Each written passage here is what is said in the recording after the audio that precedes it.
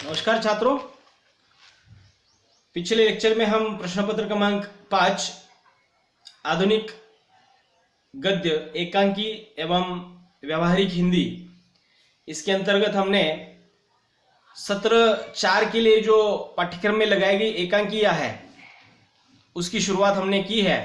और हमारे पाठ्यक्रम की तीसरी जो एकांकी है गली की शांति, जिसको लक्ष्मी नारायण लाल जी ने लिखा है, उस एकांकी की शुरुआत जो है हमने की है।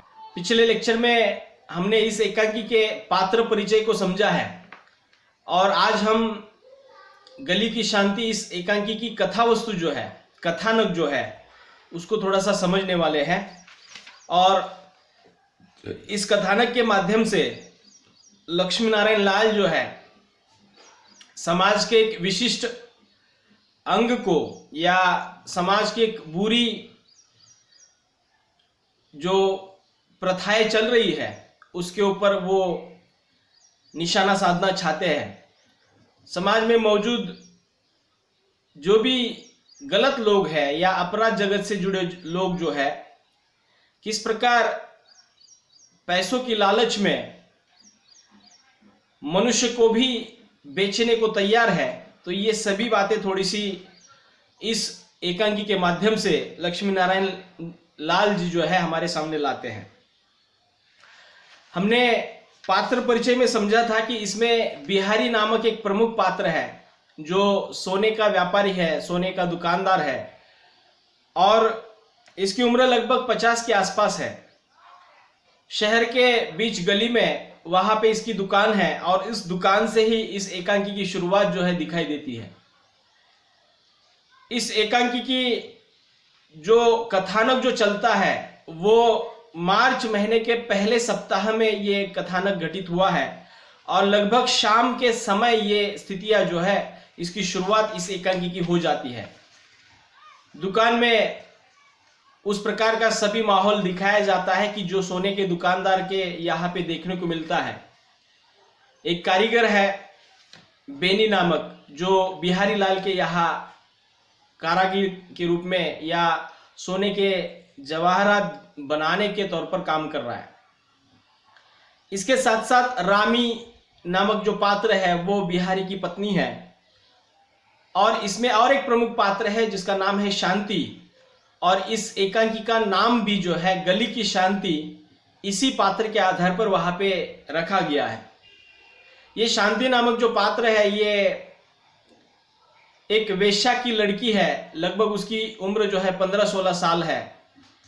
छोटी बच्ची जब थी वहां से लेकर वो आज तक जो है या 15-16 साल की उम्र तक वो बिहारी लाल के घर आती जाती रहती है।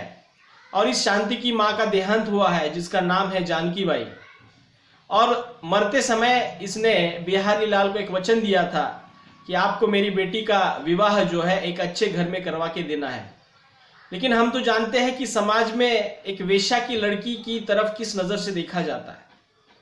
तो ये जो दृष्टिकोण है एक विभिन्न या उस प्रकार के महिलाओं के संबंध में, वो दृष्टिकोण जो है लक्ष्मी नारायण लाल जी इस एकांकी के माध्यम से थोड़ा सा समाज सम्मुख लाते हैं।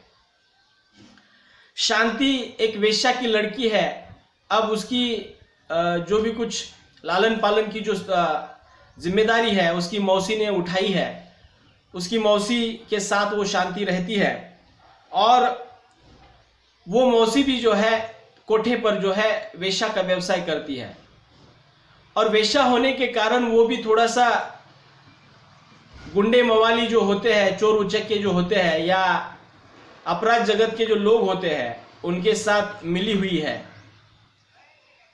अब ये वेश्या जो काम करती है वो उसकी अपनी मजबूरी है और मजबूरी के कारण वो सब कुछ कर रही है और जिसके बदले उसको पैसे मिलते हैं। और इस तरह से जिस्म फरोशी जिसको बोलते हैं, जिसको लेदर करेंसी भी कहा जाता है, तो ऐसा एक समाज का हमारे एक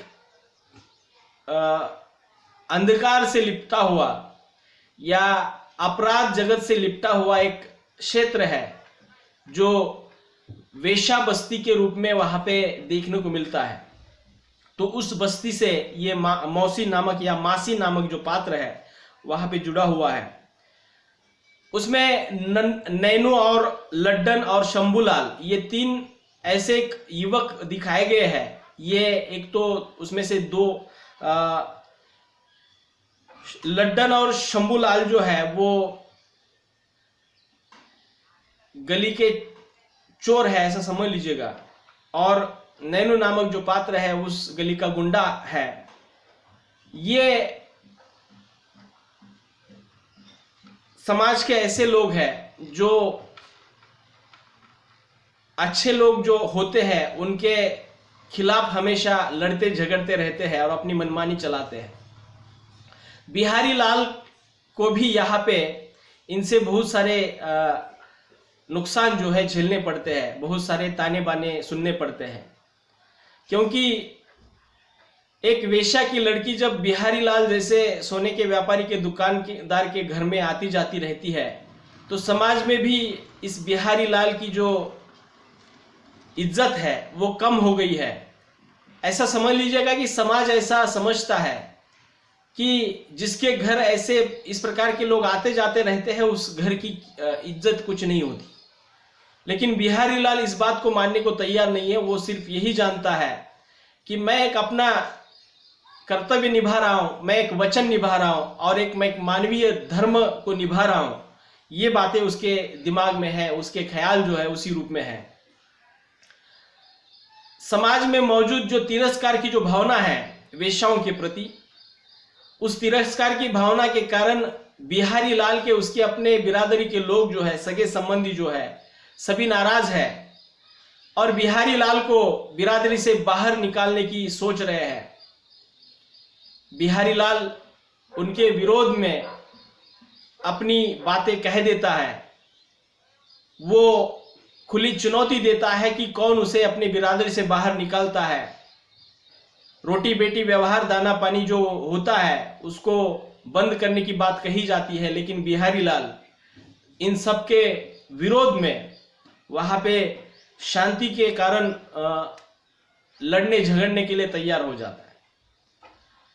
अब एक तरफ तिरस्कार रूपी भावना और दूसरी तरफ वचन कर्तव्य प्रेम रूपी भावना जो है इस एकांकी में पनप रही है और समाज का वह हिस्सा, समाज का वह तबका जो है आज अपनी पूर्वग्रह दूषित विचार सरणी के कारण या विचारों के कारण आज जो उस कीचड़ से बाहर निकलने की कोशिश करने वाले लोगों को भी वहां पे फिर से एक बार उस कीचड़ में धकेलने की मानसिकता जो है समाज के कुछ लोग करते हैं।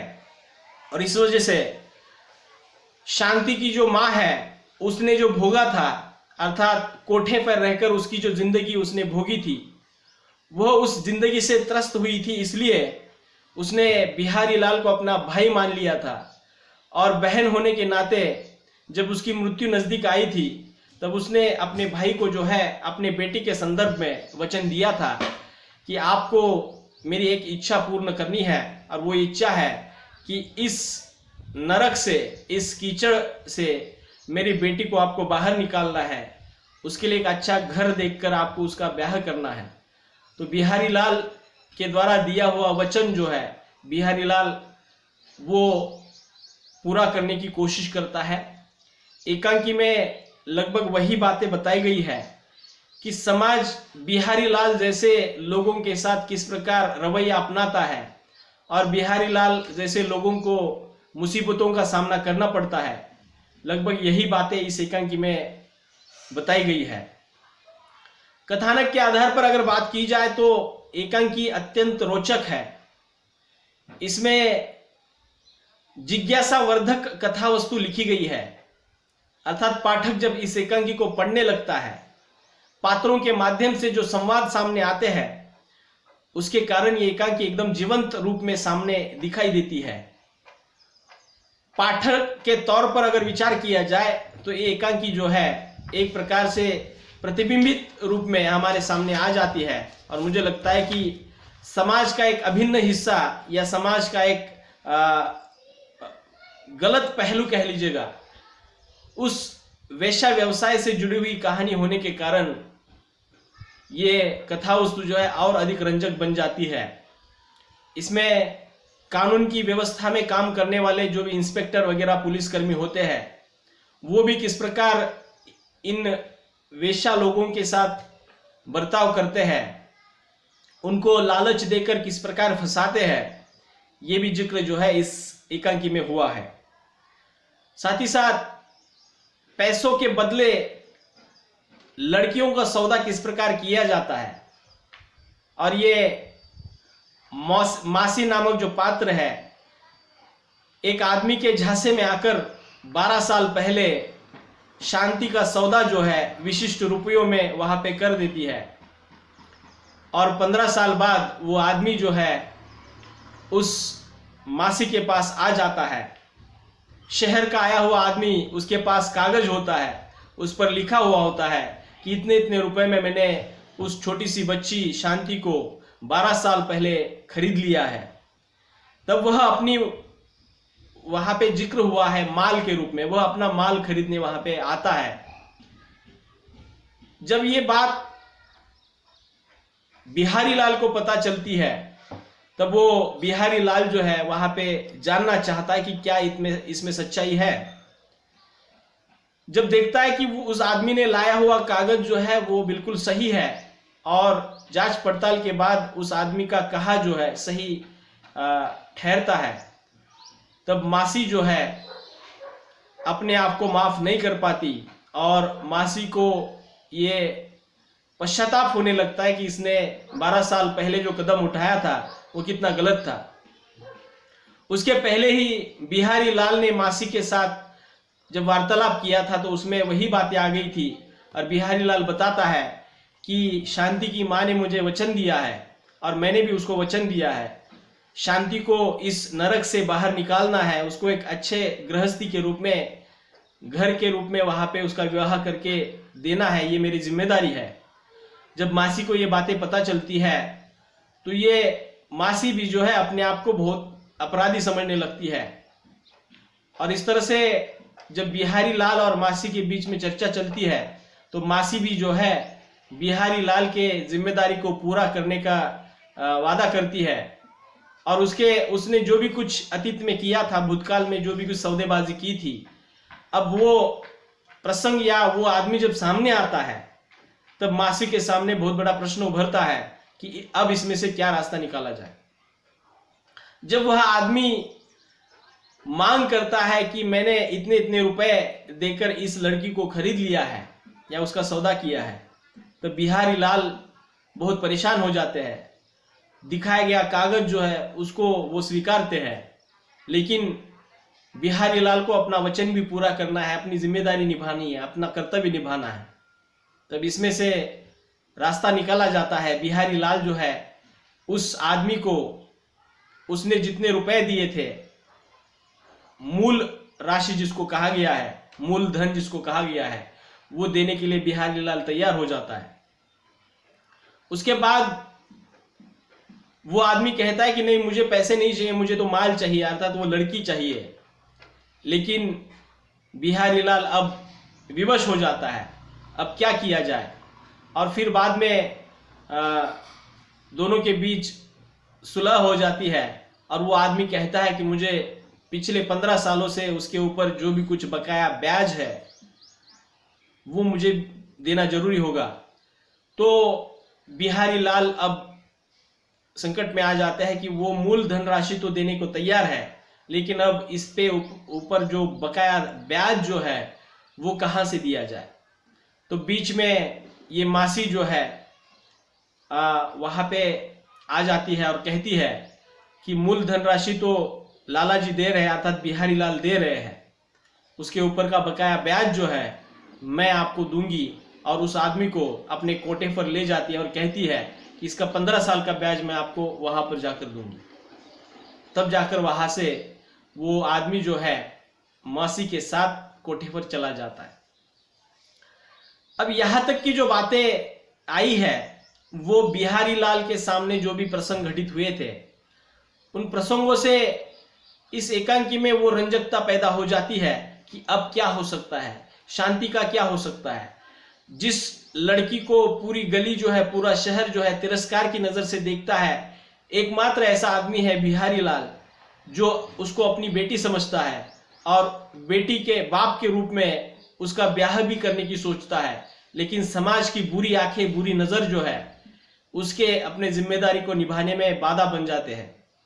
तो ये सभी बातें जो है गली की शांति नामक इस रचना में कथा वस्तु के तौर पर सामने आई है। अगले लेक्चर में यहाँ के आगे की कथा वस्तु मैं आपके सामने प्रस्तुत करूंगा और उस कथा वस्तु में हम देखेंगे कि किस प्रकार बिहारी लाल ने उसका कर्तव्य निभाया है। एक 15-16 साल की लड़की का सौदा होते होते उसने बचाया है। आगे की कथा वस्तु हम अगले लेक्चर में देखेंगे। तब तक के लिए रुकते हैं। धन्यवाद।